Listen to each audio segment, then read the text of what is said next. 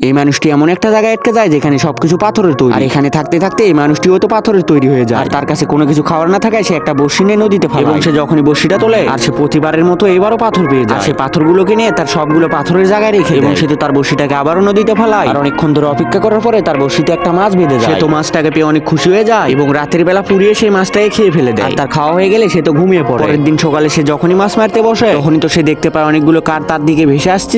তার সাথে থাকা পাখিটি তো তাকে সাহায্য করে এবং তারা দুইজন মিলে কাঠ থেকে উপরে তোলে। আর অনেকদিন ধরে চেষ্টা করার কারণে এই লোকটি তো অনেকগুলো কাঠ দিয়ে এখান থেকে পালানোর জন্য ছোট্ট একটি প্লেন তৈরি করে। পরের দিন সকালে তো সে তার তৈরি করা প্লেনটা একটা কাঠের উপরে রেখে দেয় এবং তার পাখিটা যে উপরের পাথরের বস্তাটাকে ফেলে দেয়। এটা করার কারণে তো লোকটি অনেক উপরে উঠে যায় এবং তার তৈরি করা প্লেনটির পাখা মিলে যায়। সে তো অনেক ভালোভাবে আকাশে উঠতে থাকে। তখনই তো তার প্লেনটা থেকে একটা লোহা উঠে আসতে থাকে। সে হাতুড়ি দিয়ে সেই লোহাটাকে ডাবিয়ে দিতে থাকে। সে তো বুঝতে পারে এটা খুলে আসতে পারে, তার কারণে সে একটা দড়ি বের করে এবং লোহাটাতে শক্ত করে বেঁধে দেয়। আর তখনই তো মেঘের সাথে বাড়ি খেয়ে তার পাখাটা খুলে যায়। তার পায়ের সাহায্যে তার প্লেনটা উড়াতে থাকে। তখনই তো তার প্লেনটা খারাপ হয়ে যায় এবং একটা পাথরের সাথে বাড়ি খায়। মানুষটি তো কোনোভাবে বেঁচে যায় এবং সে দেখতে পায় সে তো আবার ওই জায়গায় চলে এসেছে। আর সে এভাবে আজীবন ওখানে আটকে থাকে।